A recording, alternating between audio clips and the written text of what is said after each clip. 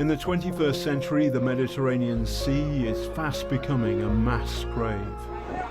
This year so far, 4,700 people have drowned on the open sea. Very few sinkings have been properly investigated. Until now. What we believe is the worst sinking of 2016 took place at night at sea. There's no footage, so we've had to build a picture from the survivors scattered across Europe. It's a story of grief, frustration. Do you think the authorities have done enough to investigate this tragedy? No. Accusations of murder. Do you think this is murder? Yeah, this one is murder, this one. And international inaction. And thus far there has been no investigation worthy of the name. Are you comfortable with that? Not really, no. This is the story of the forgotten shipwreck. On April the 16th this year, a small fishing boat was picked up off the Greek coast. On board, 37 survivors. Every night I'm not sleeping because remember the accident boat. All of my friends died. They said they'd come from Libya, and so did the UNHCR. Perhaps as many as 500 people drowned a few days ago. We don't know exactly when a large ship went down between Libya and Italy. But when Stephen Gray from Reuters talked to survivors, he started to question the official version. There was their own language, the way they were holding back about some details. It was the way that they were very vague about certain things. They'd all apparently lost their phones. They couldn't remember, who, for example, they'd paid money to get on this voyage, and the dates they were giving didn't really add up, and the details of how they'd apparently simply drifted from the scene of this disaster off the coast of Libya to a rescue point halfway between Greece and Italy. That didn't seem to me to add up. Together with Reuters, Newsnight set out to find out what really happened. I'm not thinking to go out from this ocean. Muaz Ayomo is one of the survivors of the sinking. He'd hoped to build a new life in Europe with his wife and baby girl.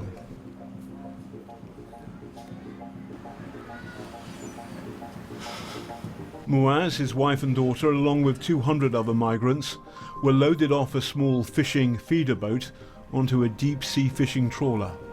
It was going to take them across the Med to Italy, but the trawler was already crammed with 300 people.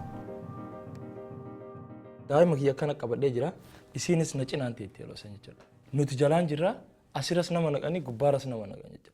Darajaa sadii. Baalaansii yeroo kana gubbaarra gad naqaa, kanas gad naqaa, akkasi caphee jidduu san gad bu'ee yeroo taru kana kiyya garama akka kutte hin beeku, isiinis garama akka jirtu hin beeku. Namni na qabee bishaan keessa gad na harkisee, namni hundi narra jigee bishaan jalmuun ta'e jechaadha doonii yeroo sanitti.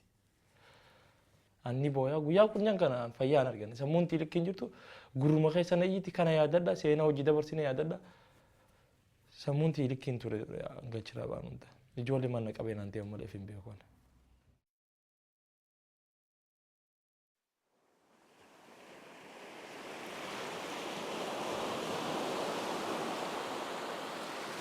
Ibsa and Abdul Fattah were on the top deck of the trawler when it capsized.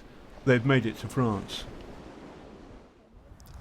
أولا دون كيشون في الده كنديكار كنقول ديجاجو رفته كنا والبرا رفته ولدتني نم قرنا تراجرس نم نجو وسو تراجرو نلهم قباكا رايت أس قبار أس قرنا ترى تثار كذا دونين كن قرنا ننجد أولا شو مجمرة قرنا ننجد كذا بالانس جراني أمله دونين قرنا وتدابو كنا دافع ميره كنا أكنو مجلة ترى جلو ترى وثنون قبار جرا أكنا بشاني دونه.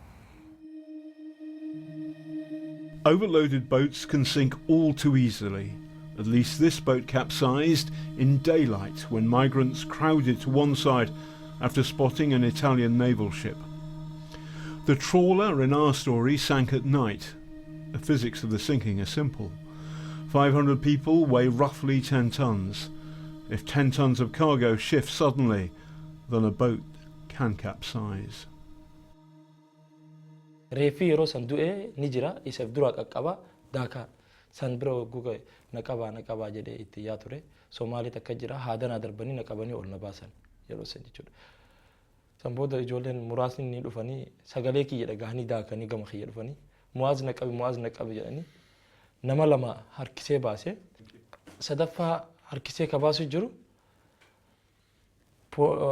dalaaltichi doonii xiqqoo san gubbaarra jiru na dhahee billaa na qabatee gadhiisinaan jedhu mucaa. Namni hedduu daakee dhufu jira yeroo san jechuudha. Nama kana haa baraarru lubbuu isaanii jedhanii gaafadhee ture. Garuu na dhahee siyyuu bishaanis darbine naan jedhan. Yeroo san motorni kaasanii. Ibsa was the last person Muaz was able to save. Ibsa, how many people were in the water when the feeder boat left? Ani hin beeku baay'een isaa waan halkan ta'eef illee garuu namni baay'een daakee garasat dhufaa jira. Osumaan akkan ijaan agaru nama ol nu baasaa kaan wayita namni harkisu dhahee harkaa deebisan akkasitti billaa maratti baafattee Mu'aazinii jechuudha. Wayitan akka tol harkisu san harkaa dhooyitee achi darbitee si ajjeesnattee billaa itti baafattee arabni tokko tura roogge. Akkasii nama san hin beeku waan haganni baay'inni isaa tilmaamanti nama 87 akkanan ta'a. Muaz is housed in a refugee centre. He's one of the lucky ones. Out of almost 100 people in the water, almost all were abandoned. As far as we can tell, there's been no official investigation into the sinking of this ship this spring in the Eastern Mediterranean.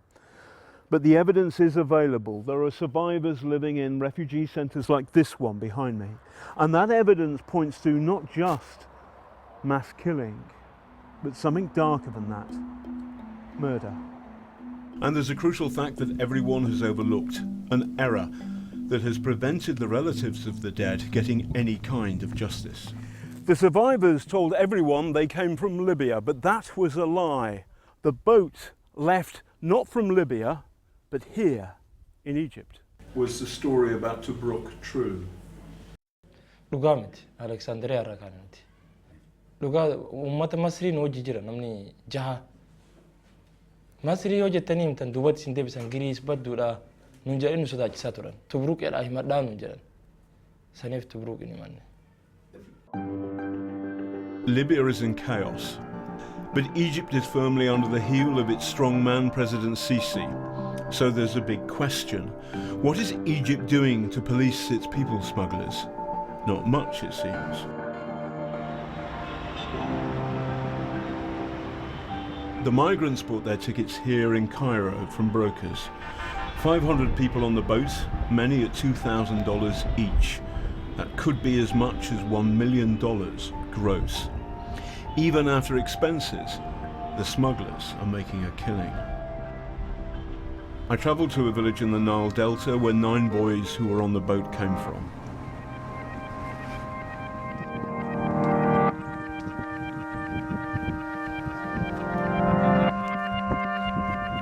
To many people in Europe, a migrant boat sinking may seem just like yet another grim statistic. For this woman, it was far, far worse than that. The list of the missing from her village starts with her own son. حامد محمد حامد السيد الحنفي 17 سنة.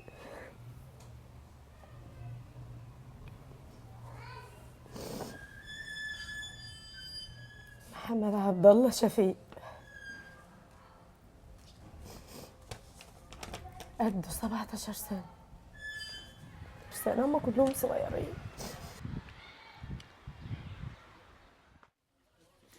When you hear about these mass sinkings in the Med, you hear about Libya, not Egypt.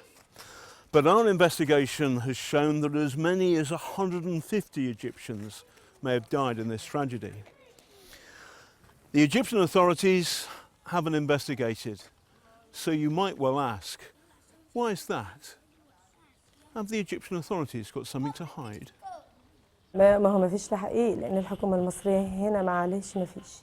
احنا غلوبنا مروح الخارجية وقدمنا كتير قوي في الخارجية وعاملين بلاغات في الأمن وكل حاجة يعني والأمن الوطني وحقوق الإنسان وكله ما حدش يعني ما حدش بيفيدنا حتى احنا لا بننام ولا عارفين نعيش ولا عارفين نعيش حياتنا.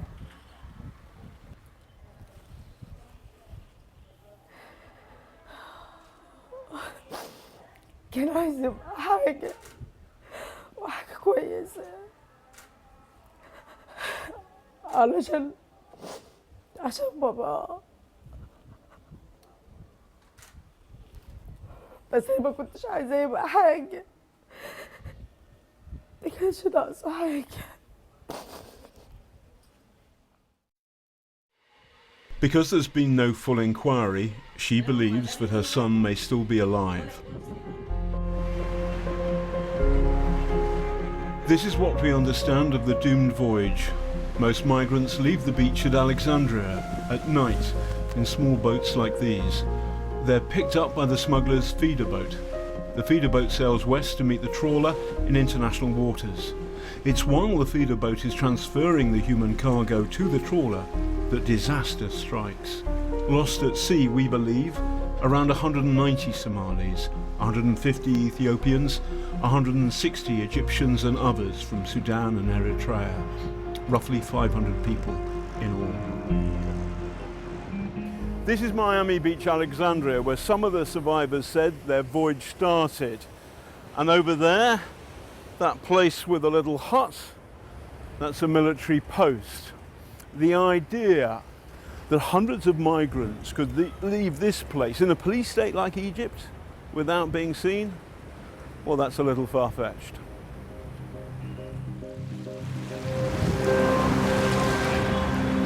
The evidence linking the disaster to two smugglers comes from this man. Abdul Hamid is the father of an Egyptian victim. He went to the police and they carried out a curious investigation which concluded there had been no manslaughter or murder, but only financial fraud. The police have said this is a fraud case. Is that right? لا، ده قضية تجارة بشر. ممكن تاني الإجابة بس هتبص له هو. قضية تجارة بشر. Do you think the authorities have done enough to investigate this tragedy? لا. نو. ملوش اللي عليهم.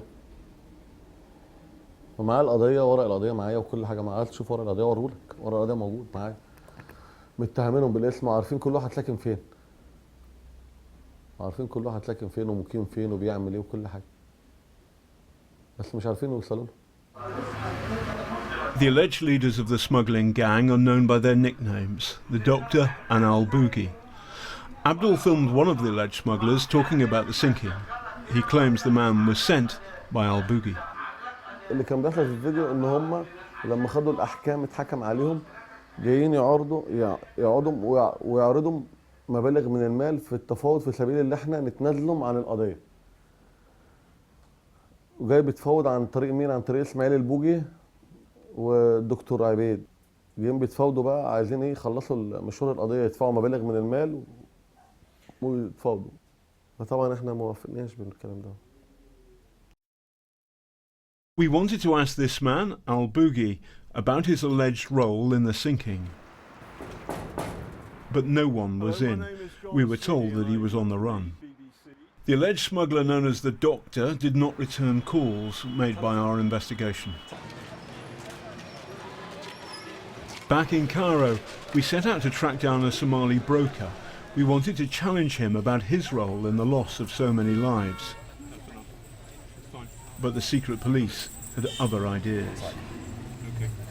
Trying to interview the Somali broker, we've been stopped by some secret police informers, heavy dudes, and we are not free to leave. We're waiting for a police car and they'll talk to us some more.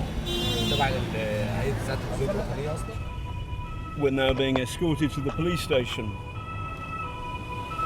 Isn't that nice?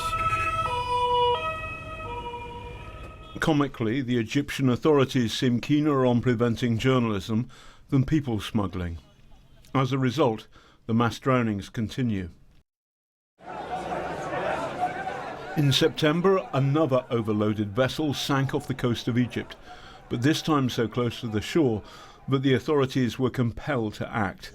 200 people drowned. Had the April tragedy been properly investigated, this second mass loss of life could perhaps have been avoided.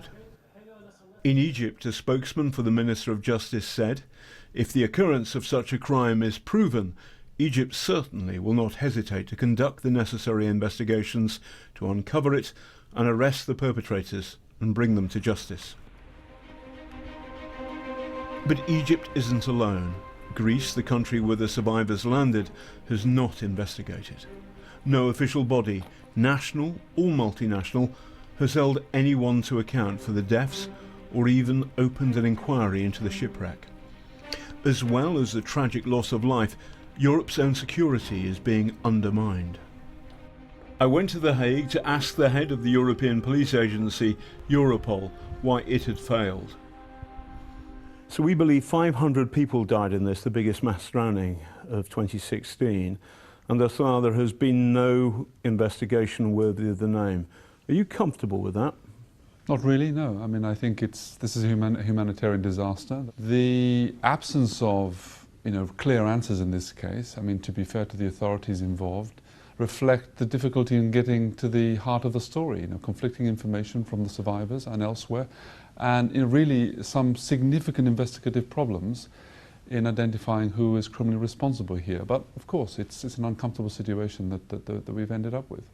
Europol hasn't done an investigation because nobody's complained to you. You're powerless, aren't you?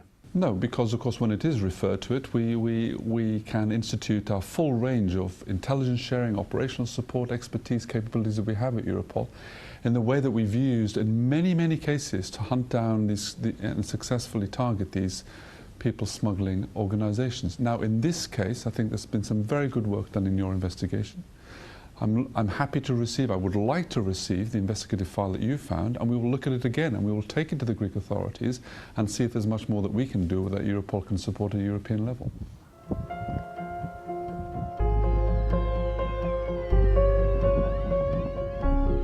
If these mass sinkings are not thoroughly investigated, then three things will continue to happen. The first is that the smugglers will continue to get richer.